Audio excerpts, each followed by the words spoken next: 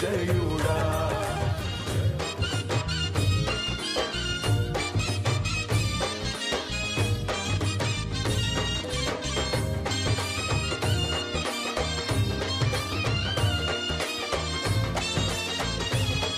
సర్వాధికారియు నిరంతర స్తోత్రార్హుడు యేసుక్రీస్తు ప్రభు వారి ప్రశస్త నామంలో ఉదయకాలపు వర్తమానాల కొరకు ఎదురు చూస్తున్న మీ అందరికీ ఎమాన్యుయల్ మినిస్ట్రీస్ తరపున మా శుభాభివందనాలు తెలియజేస్తూ ఉన్నాను.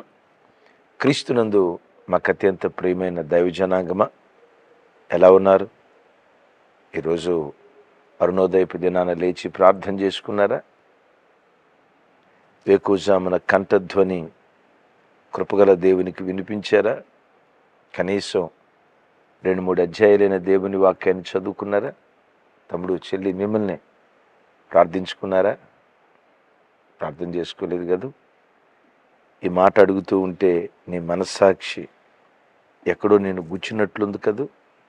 ఈ వాక్యం విన్న తర్వాత అయినా, కొద్దిసేపు అయినా దేవునితో గడిపిన తర్వాతే గడప దాటి బయటికి వెళ్ళాలని ప్రేమతో మీ అన్నగా, మీ క్షేమాన్ని కోరుకునే సహోదరునిగా, దైవజనునిగా మిమ్మల్ని బ్రతిమలాడుకుంటూ ఉన్నాను. మంచిది. ఈరోజు నుండి మెదక్ మీటింగ్స్ ప్రారంభం కాబోతున్నాయి. వచ్చే వారం విజయవాడ మీటింగ్స్. ప్రార్థించండి, అనేకులకు షేర్ చేయండి. ఆ సభలకు మంచి వాతావరణం కృపగల దేవుడు అనుగ్రహించున్నట్లు వేలాది కొలది ప్రజల స్థలానికి కూడి వచ్చి దేవుని వాక్యం విని వారి ఆత్మీయ జీవితాన్ని కట్టుకున్నట్లుగా మీ అందరి ప్రార్థనలో జ్ఞాపకం చేసుకోండి. ప్రార్థిస్తున్న మీ అందరికీ మా నిండు కృతజ్ఞతలు. మంచిది.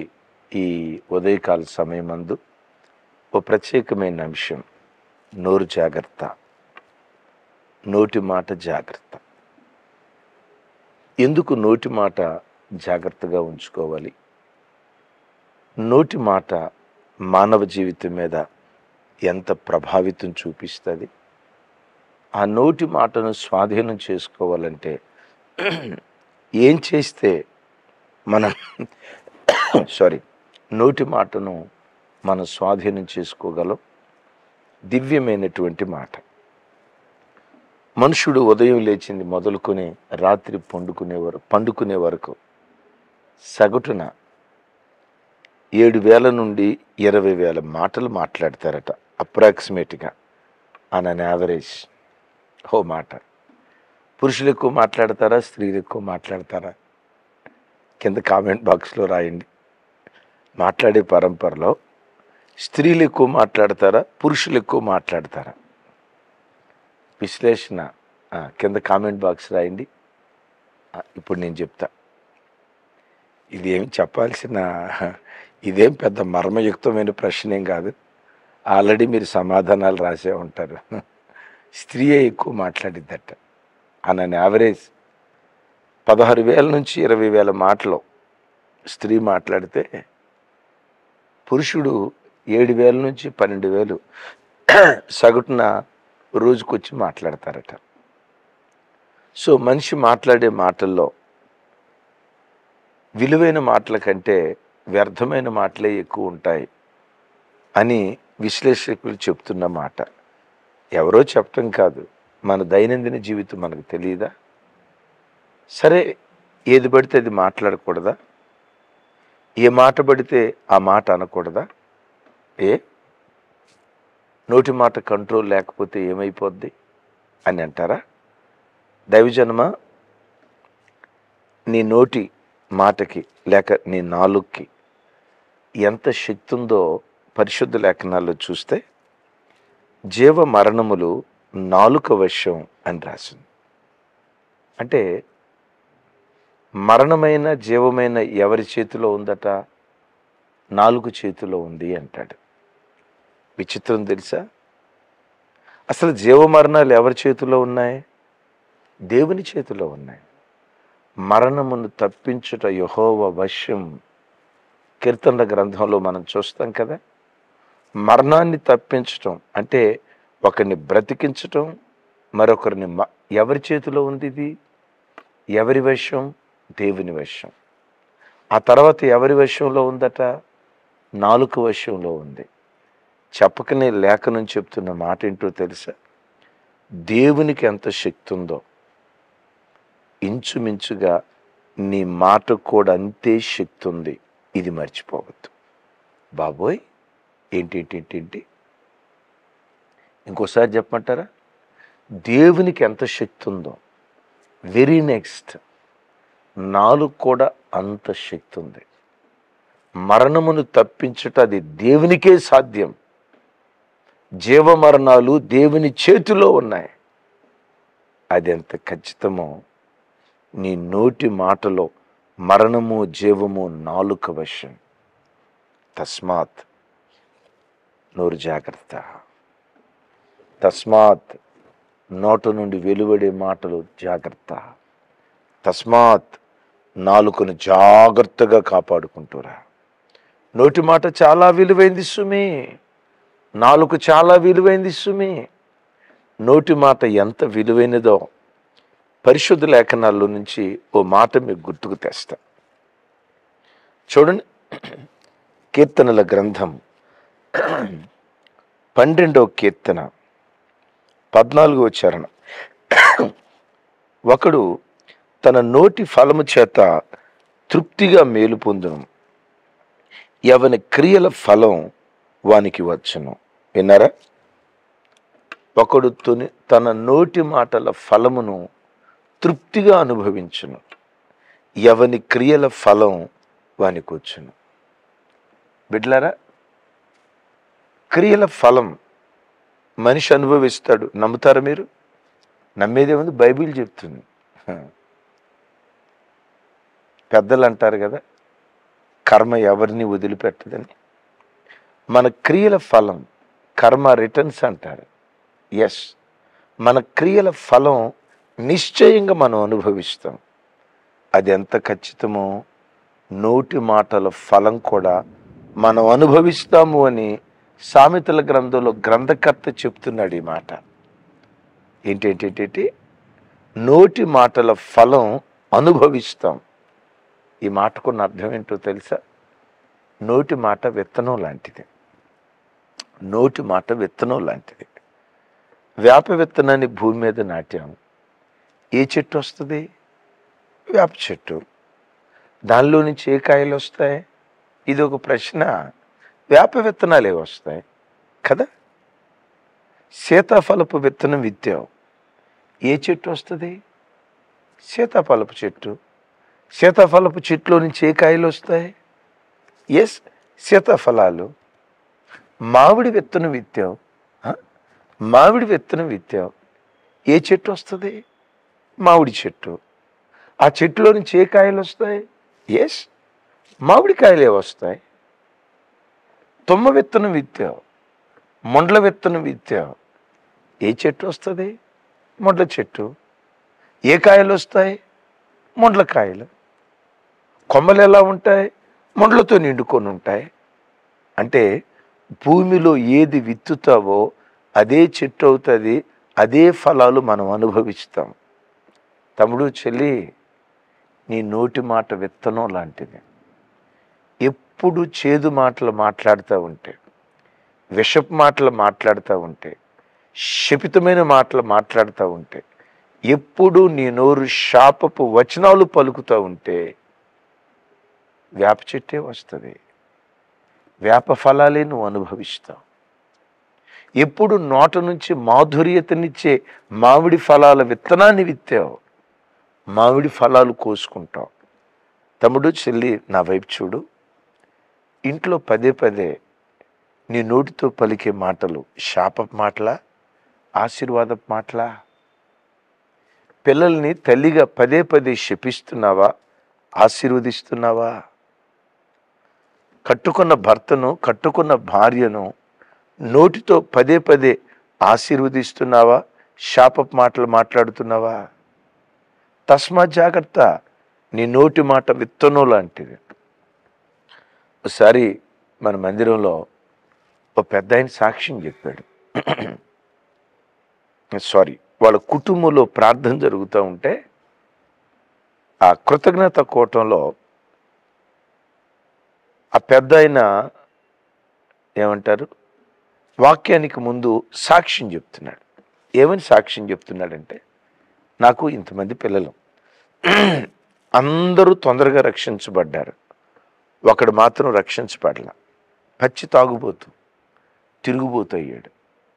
వాడిని చూసి పదే పదే, నువ్వు మారవరా, నీ బతికింతేరా, నా కడుపున చెడబుట్టేవురా, నువ్వు శాపగ్రస్తుడురా, నీలాంటోడు పుట్టకుండా ఉంటే బాగుండేదిరా, దరిద్రుడా, దౌర్భాగ్యుడా, నీచుడా, నికృష్టుడా, ఉంటాయి కదా, అప్రాచ్యుడా, పనికిమాలినోడా, వ్యర్థుడా, దుర్మార్గుడా, దుష్టుడా, సాతాను చెప్పండి దుష్టుడా, సాతాను సంబంధి 24 గంటల క్రితనే ఉండేవాడట.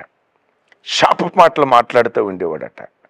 మరలా దేవుని సన్నిధికి వచ్చి, ప్రభువా నా కొడుకును మార్చయ్య, నా కొడుకును మార్చయ్య, నువ్వు మార్చాలి ప్రభువా అని ఏడుస్తూ ప్రార్థన చేసేవాడట.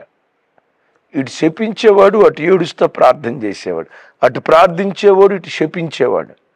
ఆ బిడ్డ మరెక్కువ తాగుబోతూ తిరిగిపోతాయాడట.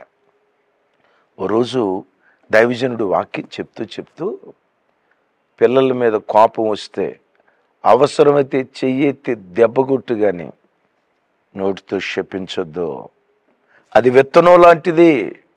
ఎప్పుడు నోట నుండి దీవెనకరమైన మాట రావాలి కానీ శాపపు మాట రాకూడదు. అదే సార్, ఏశావు యాకోబులకు ఇస్సాకేం ఆస్తి పంచల, యాకోబునేమో నోటితో దీవించాడు, అదే నోటితో ఏశావుని శపించాడు.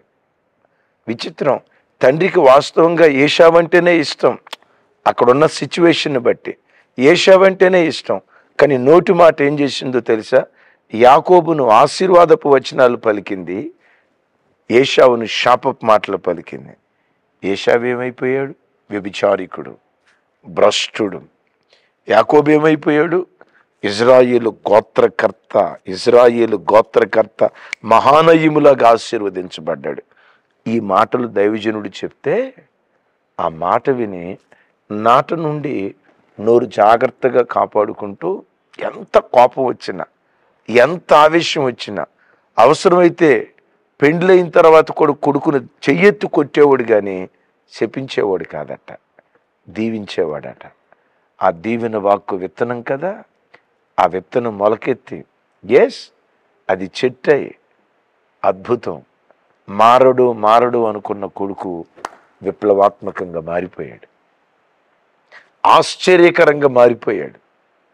ఆ తండ్రి అంత భక్తి కలిగిన వాడో, ఆయన కూడా, ఆ కొడుకు కూడా అంత భక్తి కలిగిన వాడిగా మార్చబడటానికి దేవుడు కృప చూపించాడని పెద్ద ఆయన సాక్ష్యం చెప్తున్నాడు.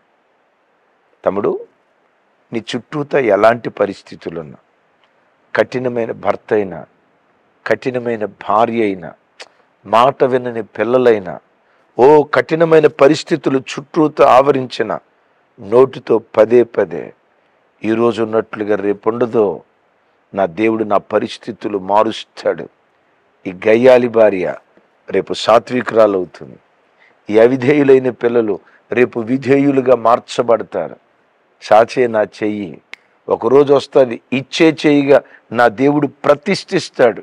పదే పదే నోటితో ఈ మాటను విత్తనం, ఆ ఫలాలు కోసుకుంటాం. జీవమరణములు నాలుక వశం. బిడ్లరా, నోటి మాట రెండు సిచ్యువేషన్స్ లేఖనాల్లో నుంచి చెప్తాను, ఎందుకు నోరు జాగ్రత్తగా ఉండాలి, నోటి మాటను ఎందుకు జాగ్రత్త పరుచుకోవాలి. బైబిల్లో 2 సన్నివేశాలు. ఒకటి, నోటి మాటను బట్టి బ్రతుకున్న వాళ్ళు చచ్చిపోయారు, అదే నోటి మాటను బట్టి చచ్చినోళ్ళు బ్రతికారు. ఏంటి ఇంకోసారి చెప్పండి అన్న అంటారా? రివైండ్ చేసుకొని వినొచ్చు, అయినా నేను చెప్తాను మీకు. ఏంటో తెలుసా?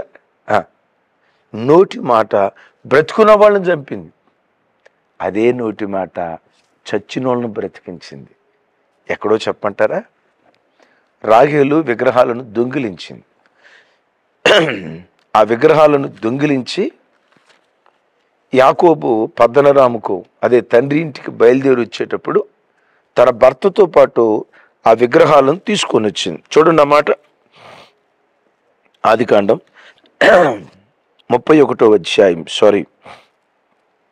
31వ అధ్యాయం 30వ వచనం నుంచి నేను చదువుతాను.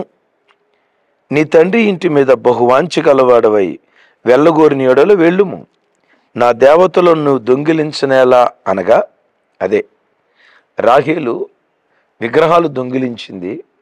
అది యాకోబుకు తెలియదు.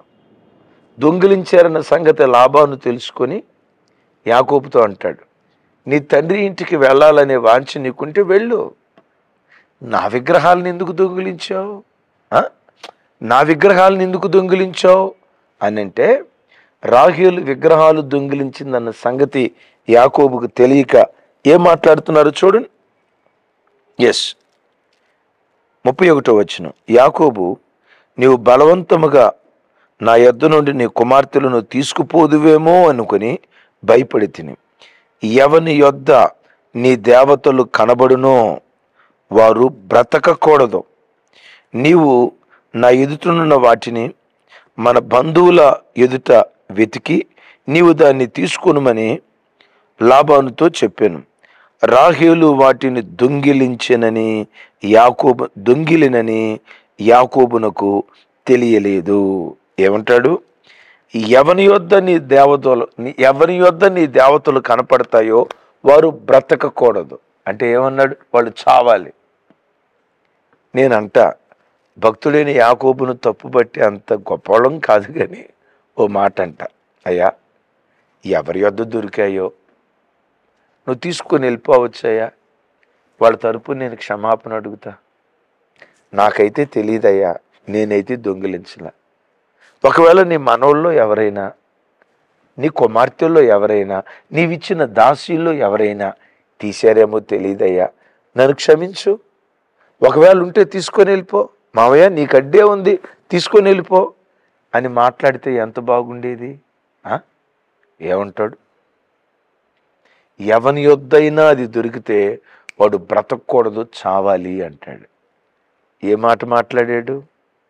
చావును గూర్చిన మాట మాట్లాడాడు. ఏం జరిగిందో తెలుసా? కనానుకు చారక మునిపే బెత్లెహేము మార్గంలో బెన్యామీనును ప్రసవిస్తూ పురిటి నొప్పులతో మార్గంలోనే రాహేలు చచ్చిపోయింది. దేవుడు నాకు ఇచ్చిన కోణం.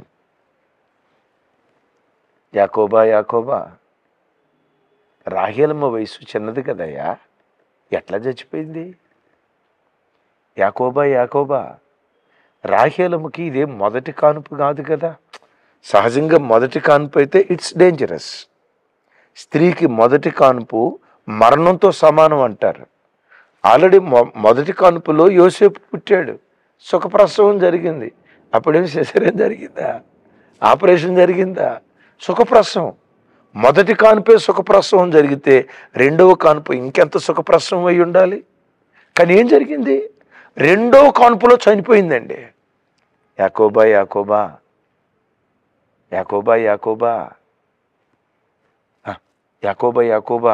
నీ ఎందుకయ్యా ఇట్లా జరిగింది అని అంటే, యాకోబు అంటాడు, నాకు కూడా తెలియదు సార్, ఎందుకు ఎలా జరిగిందో నాకు తెలియదు సార్.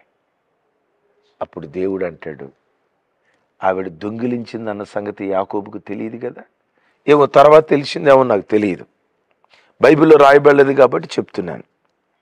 ఇప్పుడు దేవుడిని అడిగితే, యాకోబా నీ నోటి మాటల ఫలాన్ని నువ్వు అనుభవించావు.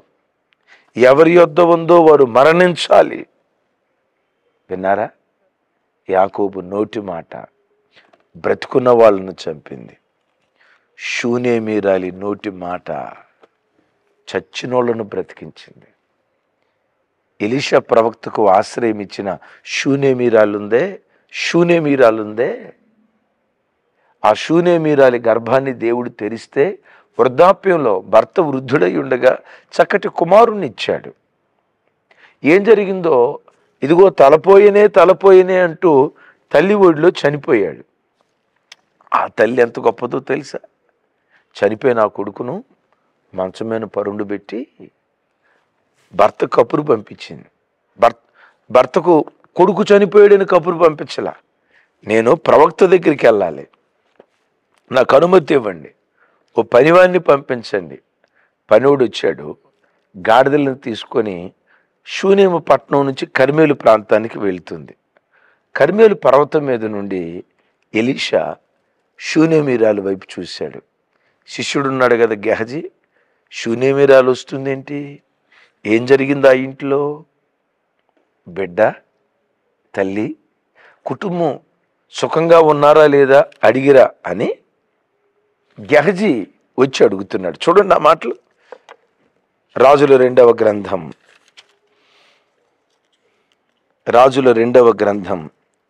4వ అధ్యాయం 26వ వచనం.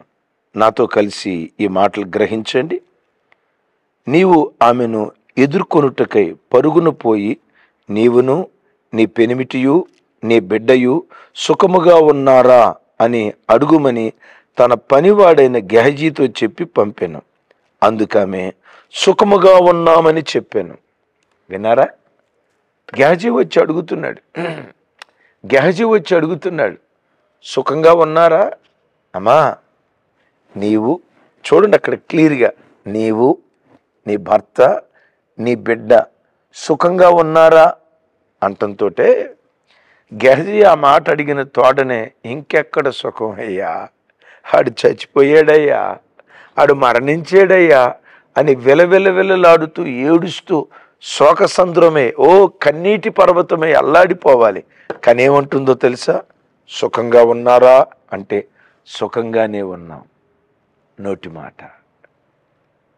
గెహజీ దగ్గర ఏడవల, ఎలీషా దగ్గరికి వెళ్ళి ఏడ్చింది. మన పరమ ఎలీషా యేసుక్రీస్తు వారు. యేసుక్రీస్తు పాదాల చెంత నువ్వు ఏడిస్తే నీ నోటి మాటను స్థిరపరుస్తాడు. సుఖంగా ఉన్నారా అంటే ఆ నోటి మాటను దేవుడు స్థిరపరిచి చనిపోయిన కొడుకును దేవుడు బ్రతికించలేదా? సజీవంగా తల్లి చేతులకు దేవుడు అప్పగించలేదా? నీ జీవితంలో కూడా ప్రభు బిడ్డలారా, ఎప్పుడు నోట నుంచి బయలుదేరే మాట. ఎవరైనా నిన్ను అడిగితే, బ్రదర్ బాగున్నారా? దేవుని మహాకృపను బట్టి బాగున్నామండి. బాగున్నారా? చాలా బాగున్నామండి. ఈ మాట రావాలి. అట్ట కాకుండా, అమ్మా ఎట్టున్నారా తల్లి? ఏం బాగన్నా, బాగానే ఉన్నాం కానీ బాధలు తప్పలేదన్నా. చూసారా? అమ్మా ఎట్టున్నారు? అట్టట్టున్నా అన్నా. అయ్యా ఎట్టున్నారు? ఇప్పటి వరకైతే బాగానే ఉన్నామన్నా. అంటే తర్వాత ఏవైనా జరగవచ్చని కదా. ఇప్పటి వరకైతే బాగానే ఉన్నామన్నా. నో, నిన్నెవ్వరు అడిగినా సుఖంగా ఉన్నారా? దేవుని మహా గొప్ప కృపను బట్టి సుఖంగా ఉన్నాం అని నోటితో పదే ఉచ్చరిస్తూ ఉండు. మిమ్మల్ని అడుగుతా, చెల్లి, తమ్ముడా, ఇంట్లో అందరూ బాగున్నారా? మీరు కూడా బాగానే ఉన్నాం కానీ బాధలు తప్పలేదయ్యా అని అంటారా? నో. ఈ వాక్యం విన్న తర్వాత దేవుని మహా గొప్ప కృపను బట్టి చాలా చాలా చాలా బాగున్నాం. మరలా అడుగుతా, బాగున్నారా చెల్లి? మిమ్మల్ని ఏం బాగన్నా, మా బాధలు మీకేం తెలుసు, ఈ డైలాగ్ వద్దు, ఈ మాట వద్దు. వాక్యం విన్నాం కదా, నీ నోటి మాట విత్తనం లాంటిది. మోరియా పర్వతం మీదకి వెళ్ళేటప్పుడు అబ్రహాం అంటాడు, మీరు ఇక్కడే ఉండండి, నేను నా కుమారుడు మోరియా పర్వతం మీదకి వెళ్ళి బలిపీఠం కట్టి యెహోవాకు మొక్కి తిరిగి వచ్చేదము అంటున్నాడు. ఇస్సాకు అబ్రహాము వెళ్ళేటప్పుడు అబ్రహాము ఇస్సాకును బలిచ్చిన తర్వాత మిగిలేది ఒక్కడు కదా, తిరిగి వచ్చేదను అనాలి. వచ్చేదము అంటున్నాడు. ఎందుకో చెప్పమంటారా? నోటి మాట విత్తనం అన్న సంగతి అబ్రహాముకు తెలుసు. విన్నారా? నోటి మాట విత్తనం అన్న సంగతి అబ్రహాముకు తెలుసు. సౌలు చేత తరమబడుతున్న దినాల్లో, అవును, తండ్రి అందరినీ మిలిటరీలో జాయిన్ చేసి, ఒరే మిలిటరీలో జాయిన్ అయ్యి ఉద్యోగం చేసి అంత లేదులేరా నీకో, నువ్వు గొర్రెలు కాసుకోరా అని తండ్రి గొర్రెలు అప్పగించి అడవులు పాలై అడవుల్లో గొర్రెలు కాసుకుంటూ ఉన్నప్పుడు, సౌలు చేత తరమబడుతూ ఉన్నప్పుడు దావీదు పాడిన పాట ఏంటో తెలుసా? నా బ్రతుకు దినములన్నిట కృపాక్షేమాలే నా వెంట వస్తాయి. ఊరుకో, నీ మాటలు తప్పితే కృపాక్షేమాల? నీ వెంట నిన్ను వెంటాడుతుంది దరిద్రమయ్యా, మరణదోత వెంటాడుతుందయ్యా, శాపం వెంటాడుతుందయ్యా, తిరస్కారం వెంటాడుతుందయ్యా, అవమానం వెంటాడుతుందయ్యా. క్షేమం కాదు, క్షామం వెంటాడుతుంది. నువ్వు పాడే పాట ఏంటి, నీ జీవితం ఏంటి అని దావీదుని అడిగితే దావీదు అంటాడు, నా నోటి మాట విత్తనం లాంటిది. ఈరోజు క్షామమే, రేపు క్షేమం. ఈరోజు నష్టమే, రేపు లాభం అన్నట్లుగా విత్తనం లాంటి మాటలు వాళ్ళు ప్రవచిస్తూ మాట్లాడారు. వారి మాటను దేవుడు స్థిరపరిచాడు. తమ్ముడు, నోరు జాగ్రత్త. చెల్లి, నోరు జాగ్రత్త. నా జీవితంలో నేను ఎవ్వరిని నా నోటితో శపించిన దాఖలాలు నాకు తెలిసి ఈ రోజు వరకు లేవు. నోటు నుంచి మాట బయలుదేరితే దీవెన మాటే రాణిస్తా, కానీ శాపపు మాట పొర్రపాటున నా నోట రానివ్వను. మీరు అనొచ్చు, అన్నయ్య మరి నా జీవితంలో నా నోటి మాట మీద నాకు స్వాధీనం ఉండాలంటే ఏం చేయాలో తెలుసా? పరిశుద్ధాత్మ కొమ్మరింపు నీలో జరిగితే, పరిశుద్ధాత్ముడు నిజంగా నీలోనికి దిగొచ్చి ఆత్మదేవుడు నీ లోపల పని చేయటం ప్రారంభిస్తే నోటి మాట మీద జయం నీకు దొరుకుతుంది. బైబిల్లో ఎక్కడుందన్నా? అదే మేడగది మీద పరిశుద్ధాత్మ కొరకు కనిపెట్టేటప్పుడు ఆత్మదేవుడు విభాగించబడిన నాలుకల వలె వచ్చారు. లేఖనాల్లో చూస్తాం కదా. పరిశుద్ధాత్మ కొమ్మరింపు జరిగితే ఆత్మదేవుడు నీ నాలుకని చీల్చేస్తాడు. రాదగిన మాటే నీ నోట రానిస్తాడు, రాకూడని మాట నోట నుంచి చీల్చేస్తాడు. అట్టి స్వాధీనంతో కూడుకున్న మాట నీ నోట పరిశుద్ధాత్మ ద్వారా దేవుడు అనుగ్రహించునుగాక. ఈ మాట వింటున్న తమ్ముడు, చెల్లి, నీ దేవునికి ఎంత శక్తి ఉందో నీ నాలుగు కూడా అంత శక్తి ఉంది. నీ నోటితో నిన్ను దీవించుకో. నీ నోటితో నీ పిల్లల్ని దీవించు. నీ నోటితో నీ భార్యను దీవించు. నీ నోటితో నీ పిల్లలను దీవించు. నీ నోటితో నీ భర్తను దీవించు. అత్తింటి వారిని దీవించు, తల్లింటి వారిని దీవించు. ఎక్కడ కనపడ్డా గాడ్ బ్లెస్ యూ. విజయవాడలో రేపు మీటింగ్స్ ఏర్పాటు చేయబోతున్నాం. ఒక అన్న నోటితో పదే ఏమంటాడో తెలుసా? గాడ్ బ్లెస్ యూ అంటాడు. చిన్నోళ్ళని లేదు, పెద్దోళ్ళని లేదు. చివరికి నాతో మాట్లాడేటప్పుడు కూడా ముగింపులో ఒక మాట అంటాడు, అన్న గాడ్ బ్లెస్ యూ అన్న. నన్ను కూడా దీవిస్తాడు. నాకు భలే సంతోషం అనిపించింది. అది ఎప్పుడు నోట దీవెన మాట నా దేవుడు ఉంచునుగాక. ప్రార్థన చేయమంటారా? నా చేతులెత్తి మిమ్మల్ని దీవిస్తూ ప్రార్థన చేస్తాను. సర్వశక్తి గల తండ్రి, ఈ వాక్యం విన్న ప్రతి బిడ్డ కొరకు స్తోత్రాలు. వారి పిల్లలు ఆశీర్వదించబడుదురుగాక. వారి పిల్లలు దీవించబడుదురుగాక. తల్లి వంశంలో, తండ్రి వంశంలో ఎవ్వరు దీవించబడనంతగా ఈ వాక్యం విన్న ప్రతి కుటుంబం దీవించబడునుగాక. తరతరాల ఆశీర్వాదం యేసు నామం పేరిట ఈ బిడ్డల తలల మీద మీరు కుమ్మరించుదురుగాక. పిల్లల కోసం కన్నీళ్లు కారుస్తున్న తల్లిదండ్రుల కొరకు ప్రార్థిస్తున్నాను. ఆ తల్లిదండ్రుల కంటే వారి పిల్లలు ప్రముఖులుగా, గొప్పవారిగా మార్చబడుదురుగాక. అయ్యా, మీ సన్నిధిలో ప్రార్థిస్తున్నాను. అనారోగ్యంతో ఇబ్బంది పడుతున్న బిడ్డలకు ఇప్పుడే చక్కటి ఆరోగ్యం దయచేయుదురుగాక. పిల్లల వివాహాలు కాలేదని అల్లాడిపోతున్న బిడ్డల జీవితాల్లో యేసు నామం పేరిటి మాసం ఒక శుభవార్త వినిపించుదురుగాక. ఉద్యోగాలు లేవని విలవిల్లాడిపోతున్న ప్రజల జీవితాల్లో ఈ మాసమే చక్కటి ఉద్యోగం యేసు నామంలో దయచేయుదురుగాక. చేతులెత్తిని ప్రజలను దీవిస్తూ ఉన్నాను. సమస్త ఘనత, మహిమ, ప్రభావాలు మీకే ఆరోపిస్తూ యేసు నామం పేరిట ప్రార్థించి స్తుతించి పొంది ఉన్నాను తండ్రి. ఆమేన్. తండ్రి అయిన దేవుని ప్రేమ, కుమారుడైన యేసుక్రీస్తు వారి దివ్యకృప, పరిశుద్ధాత్మ దేవుని సహవాసం మనకు, సకల పరిశుద్ధులకు సదా తోడయుండి నడిపించునుగాక. ఆమేన్, ఆమేన్, ఆమేన్. మంచిది. ఈ రోజు నుండి మెదక్లో మీటింగ్స్ మీ అందరి ప్రార్థనలో జ్ఞాపకం చేసుకోండి. అవకాశం ఉన్న బిడ్డలు మీటింగ్స్కి రావడానికి ప్రయత్నం చేయండి. దూర ప్రాంతాల్లో ఉన్నవారు తప్పక లైవ్ చూడండి. కృపా సమాధానాలు మనందరికీ తోడై ఉండునుగాక. Thank you.